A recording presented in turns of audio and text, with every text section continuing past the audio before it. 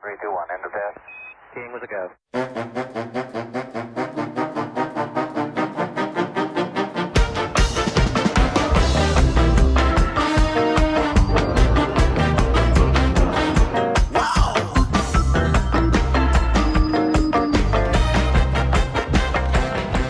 Well, hello there, and welcome to another edition of Warbird Wednesday.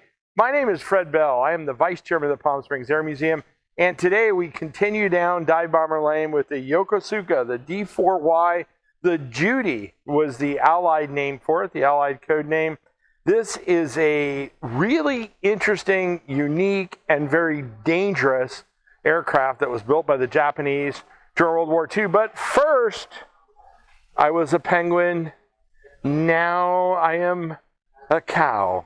You're a cow. You're supposed to moo. Thank you, Jason. I appreciate this. He continues to come up with this very interesting headgear, and off we go. Now I'm going to reach over here and grab, this is actually a Japanese Zero, but we're going to stick with the Japanese theme today. On the Judy, now I'll throw up a plan view of the Zero. Greg can throw up in the edit a plan view of the Judy. So the Japanese aircraft design and production was all about, they knew they were going to war. And they also felt that they wanted to have superior aircraft to the Allies or whoever the combatant they were going to be. So, and we've done one on the Zero. I won't spend too much time. We've done a Warbird Wednesday on the Zero. But Japanese wanted fast, light, and effective aircraft and weapons. The weapons that the Japanese went to war in World War II with the United States and the Allies were really, truly superior. And that's why the Allies had a rude awakening in the first year of combat with the Japanese, because they've been fighting so long and because they had refined their tactics, especially with aircraft. We were woefully prepared for the Japanese war machine. The Judy started to develop in 1938. Its first flight was in 1940. There were 2,038 of these built. The initial design of this aircraft was inspired by the HE-118. The first deployment of the Judy was at Midway. Now get this, and Midway, this is very important. It was in level flight, it was actually faster than a Wildcat. So the United States frontline fighter, you have a dive bomber that is faster than anything that we have in the field. Now, the Japanese initially fielded the aircraft with a copy of a Daimler-Benz engine, and then they replaced it with their own indigenous engines as the type continued to progress. But it was very, very quick, and it was very lethal. Now, the Val dive bomber was the primary Japanese dive bomber at the time with the fixed gear and the wheel pants. The challenge for the Japanese with the Judy was that it was not certified for dive bombing until 1943, and that was due to flutter in the aircraft. And Greg in post can throw up, hopefully we get some graphics of what flutter looks like in one of these aircraft. But because of the flutter issue, it was primarily confined to reconnaissance and level flight work. In 1943, they upgraded it to be able to be a true dive bomber, and that when it got really dangerous. Like all other Japanese types, the designers sacrificed to get speed and agility and performance. It had no armor until some of the real late models, and it did not have self-sealing fuel tanks. So like all Japanese aircraft later in the war, they had a tendency to burn. They would blow up in combat. If you could hit them, you could get them to burn pretty easily. And so what let's do is let's go ahead and put this Zero on the spindle here as I do my salute. And what I want to salute today, and we're going to talk about the losses that this aircraft caused, I want to salute all of the carrier air crews, especially in the Pacific, and especially late in the war that we're dealing with kamikaze attacks. We suffered more casualties, ship casualties, right around the Battle of Okinawa when the kamikazes really got started than all the war prior to that. And kamikazes were very effective, and it really challenged the seamanship and the ability to fight damage control and air intercept and everything that went on with the American fleet. And these carriers, because they had to put up these air screens against these Japanese who knew they weren't coming back, so they were going to go in and get as close as they could.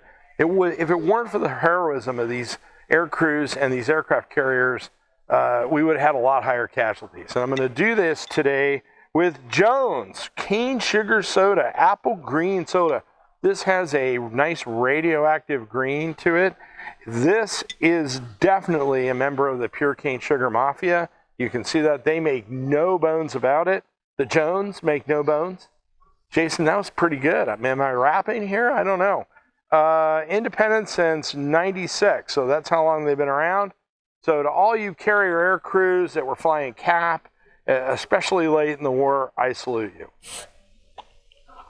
Oop, not much of a fizz there. I saw a little bit. Uh-oh, botulism. Jason, get the poison control. An apple a day keeps the doctor away. But what if you are a doctor?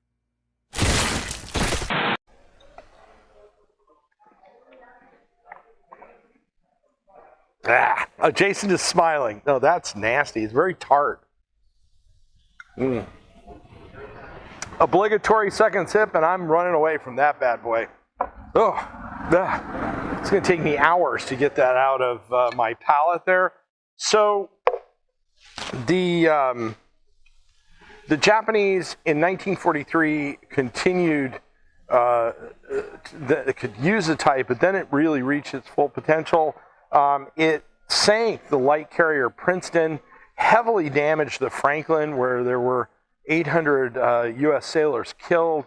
It was incredibly dangerous, and it was also used literally hours before the war ended in one of the last kamikaze attacks of the war, as I said, just prior to the surrender.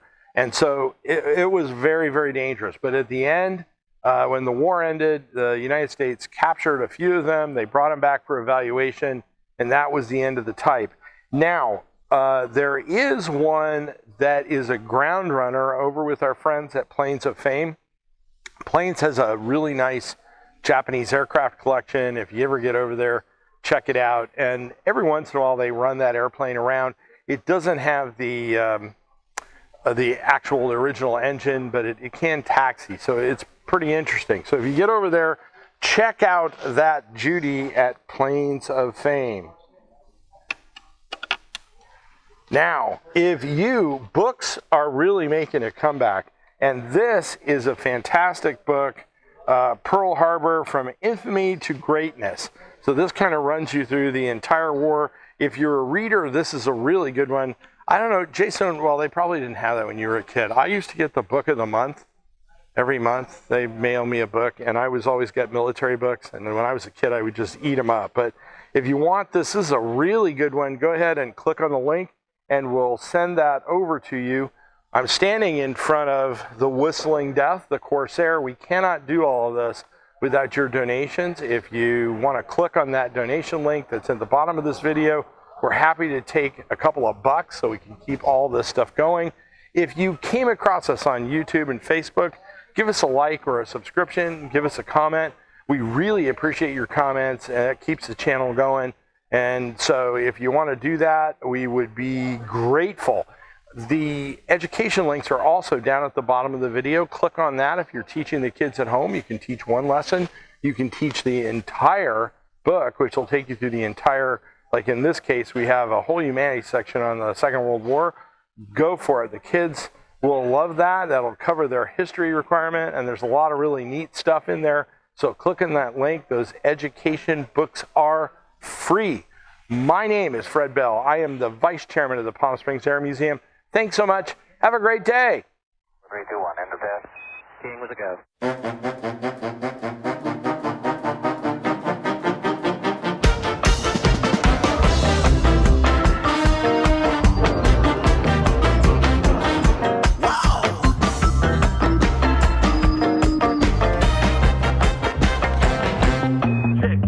Rise to the blessed day, all my fears have gone away.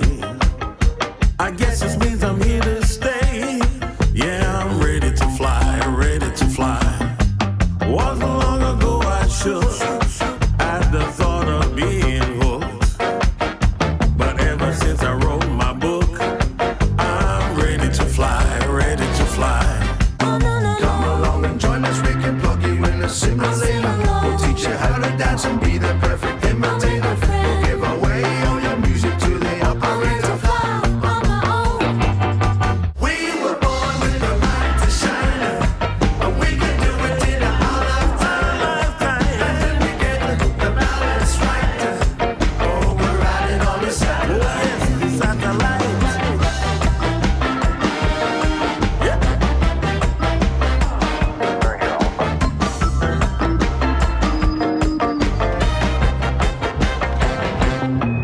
I was walking down the park, saw them hitting the beat. The sound that emanated, it was really sweet. Told them of a shyer man bitten twice, and gave a little old school good advice. Pretend is not the thing, got to be yourself. Honesty, integrity, happiness and health. Bending to the needs of others ain't the way. Be true to yourself and let the music play. Come along and join us, we can plug you in a simulator. We'll teach you how to dance and be the perfect imitator.